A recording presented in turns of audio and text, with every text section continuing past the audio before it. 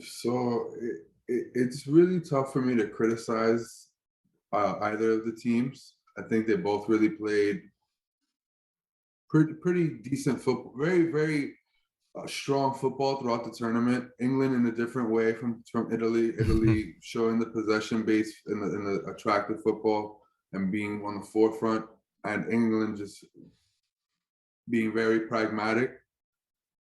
And I think this game was a kind of like a microcosm of that. England got their goal early, and you can make a case that that doomed them because they asked Gareth Southgate asked his team to defend for 88 minutes, and it was doomed from the start. You can tell Italy had way too much fight to just go out with no goals. They were definitely going to get that equalizer because they were just going to keep pushing and keep pushing, and Mancini was going to make the necessary adjustments if need be.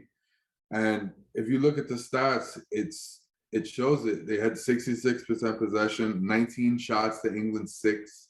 I mean, it was really they doubled the passes, total passes in the game.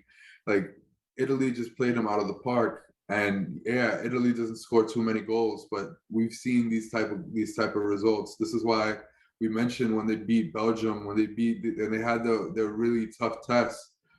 Uh, that it meant so much because it just showed that Italy has the grit, and we were waiting for it. I mean, it was tough to be a cynic and say it wasn't coming home. Everybody wanted it to go home for England, but yeah, we kept saying Gareth Southgate's going to pay. He's going to pay for being pragmatic. He's going to pay for not utilizing the personnel right, and it happened. They paid again. Well, they paid the highest price they could have paid, which was losing the final. But I will say this about a point that you brought up early in your in what you were saying right now, which is that England pretty much doomed themselves by scoring early on. And that's always a theory that I had, that an early goal will ruin a game. And it can ruin it in so many different ways. And for this case, ironically enough, it ruined it for the ones that actually scored it. But I want to talk about the sequence that actually was that first goal, because it was such a quick transition. Italy was on the attack, and then all of a sudden a long ball was put to, I believe it was Kieran Trippier, who ended up. I don't really remember that part much, but I do remember that Luke Shaw's awareness was top notch. He picked out that space in the second post where Giovanni Di Lorenzo had no idea that Luke Shaw was coming, and he hit the ball first time. Luke Shaw did, and that's a brilliant finish for a left back. I mean, he turned into Roberto Carlos for that split second, which that's a very high praise. But then again, you said it best. They doomed themselves. They had to defend for 88 minutes, and I'm not gonna sit here and say that they didn't do the right thing, because in the preview show I mentioned that England was supposed to be pragmatic in order to win this final.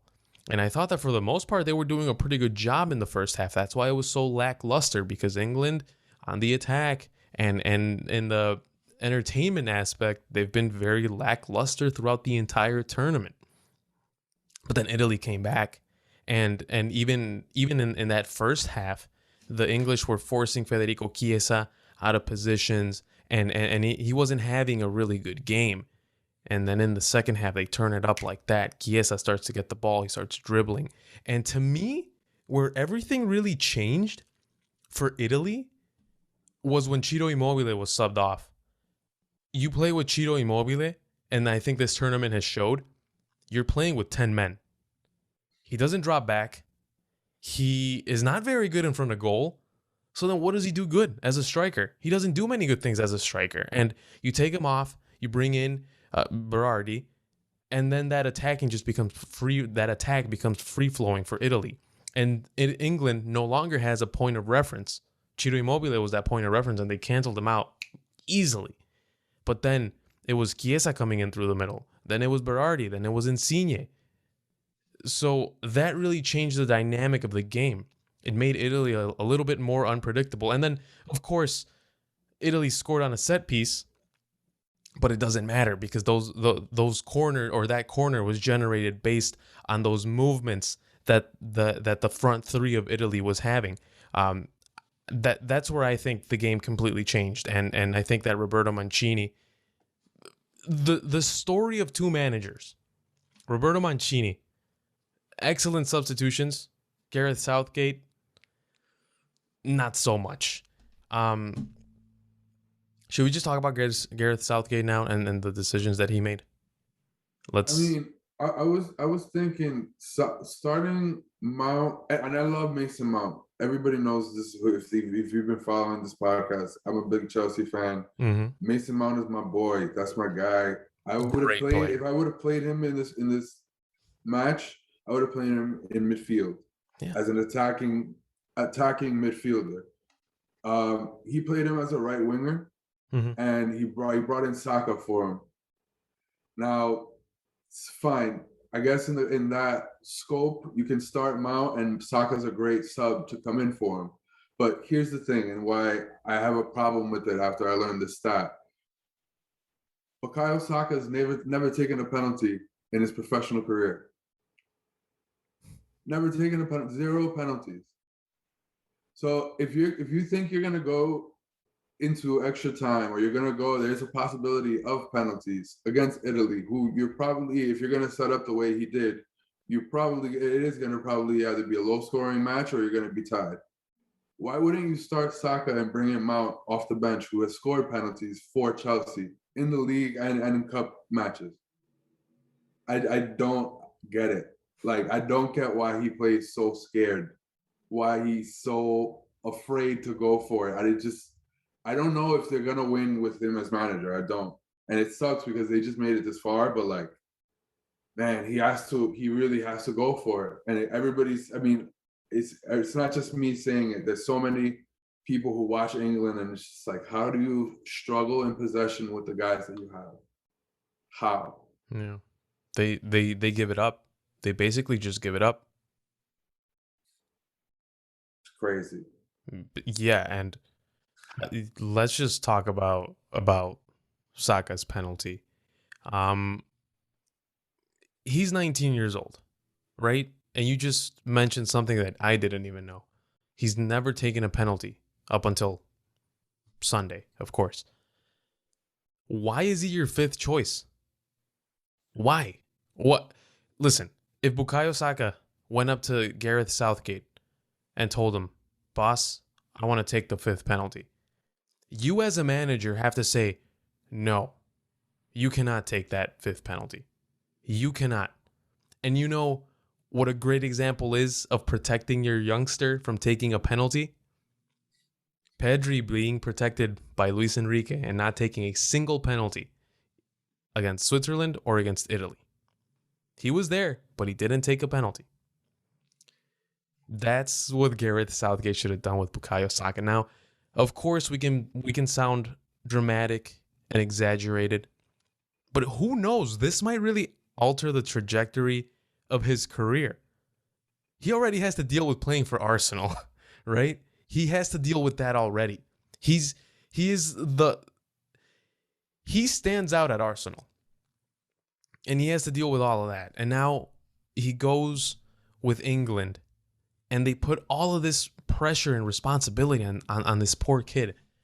And he misses the penalty. I mean, of course he's going to feel bad. And you can tell him, it's okay.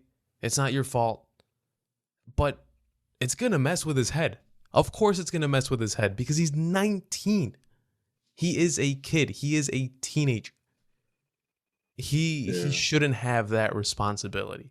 And that is all on Gareth Southgate. And I know you guys have probably heard these takes in other shows, but let's be honest. We all agree on that. Same thing with Sancho. Same thing with Rashford. They don't touch the ball in the entire minute that they came on for. And then you expect them to come in and take a penalty as cool as you like? No, it's not going to happen. Even though Marcus Rashford is a very good penalty taker, so is Jadon Sancho. All three of those penalties were executed quite poorly. And I mean, The pressure was immense. The pressure was immense for these guys, and it sucks because they're so young and you don't know what effects this miss is going to have on their mindset, on their mentality, on their confidence. You just don't know. Yeah. Yes. I was thinking earlier, I couldn't believe that Harry Kane didn't take the fifth penalty. I know he Mm. took the first penalty, I believe, and he sank it. And That's a there's good choice. I think that's a good choice. You want to start off strong. yeah, yeah. That's the point that was being made. It's like your captain usually starts off the penalty and goes first just to set the tone. Yeah. But I don't know. Part of me feels like the fifth penalty spot is so crucial. If it were me personally, I would have rather he stayed to the end. If everybody else basically doesn't have experience other than Rashford taking penalties, then I would have rather he had the decisive penalty. But then, I mean, I understand why he went first, but I just don't. I Set the can't tone, as you said. comprehend. Yeah, yeah, but I can't comprehend why you sent Saka out there fifth. I can't comprehend it. I know Sterling probably didn't want it because he gets abused for buying his mom a house. Like if he gets Yeah. abused for anything and he missed a penalty, he'd probably be crucified out there in England. But someone else had to step up, man. It was just so cruel to watch. It felt bad, but then it felt bad to watch. I felt for Saka specifically, but then seeing the abuse that the England fans were doing, they don't deserve the win, honestly. And I think No. you've seen quite a few English fans say that themselves, that the way their fans behaved before that match, during the match, after the match, they don't deserve anything. No, absolutely not. And listen, you can be upset, you can be disappointed, you can be mad, you can be whatever you want to be. But what does race have to do with anything here? It has nothing to do. And let's just remember that these guys are human at the end of the day, and they can read the stuff that you write. So they definitely see it, and they're already going through a tough time as it is. You lose a final, it doesn't matter at what level you lose a final. You're not going to be in a good mood when things like these happen. I mean, it's it sucks. It really does. But if anything, English people should be proud of this team because this this was the first time in 55 years that they play a major tournament final. It wasn't David Beckham, it wasn't Michael Owen, it wasn't Wayne Rooney, it wasn't Alan Shearer, it wasn't Gary Lineker, none of those guys. It was these 26 that were selected. And you can love them or hate them, but they have helped or they have made a lot of English support. Listen, let's just put it this way. English supporters our age never seen an English team play either a Euro final or, well, no English fan has ever seen England play in a Euro final. But people our age have not seen them win a Anything. major tournament, or they've never seen them play in a final. The closest is a semifinal. And this is the group of players that took them all the way. And you mentioned something so interesting where, and interesting and conflicting, because you mentioned about, well, you mentioned Gareth Southgate and how you think that with this manager, they're probably not going to win. It's hard to disagree, but at the same time, they made it to a World Cup semifinal with him, and they made it to a Euro final with him. Um, Yeah. but still, I completely understand where you're coming from, and for the most part, I agree. Yeah, I mean, I hope he proves me wrong in that aspect. Like, it's not like I'm rooting against the guy. It's nothing personal. It's just Mm, if yeah, he continues to make the decisions that he's made in the past, which is all I can go off of, is that he's going to try to be pragmatic, and it'll work to a certain extent. Someone's going to make you pay, and Italy made them pay. And in the future, it could be a France, it could be an older Belgium, it could be anyone who has that attacking flair, that attacking output that can make them pay, because they just you can't win this way. yeah. And Southgate, I don't know, man. I don't if he changes and fields a more attacking team, or changes the style of the team, then sure they can win. I'm not saying it's because of who he is, but if he continues to be the manager that he's been, I just can't see it. Do you really see him changing though? Do you see him changing from now to the World Cup in a few months?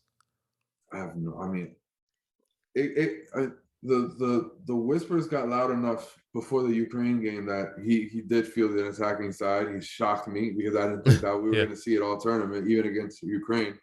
But I guess going against 8 defensive outfield players made him, force his hand a bit. But Yeah. I don't know, man. I don't know. I hope he does for his sake and for England's sake. But for their fans, forget it. And I think we should also mention that it's a smaller part of the fan base, which of course it ruins it for everyone, right? That's almost how it works. Like in school, when one kid behaves bad, everyone gets punished. And yeah, like it's also that, but yeah, those people. I mean, they're not. They can call themselves fans, but in reality, I mean, are they really fans? Are you a fan if you racially abuse a guy that's representing your country? I don't know.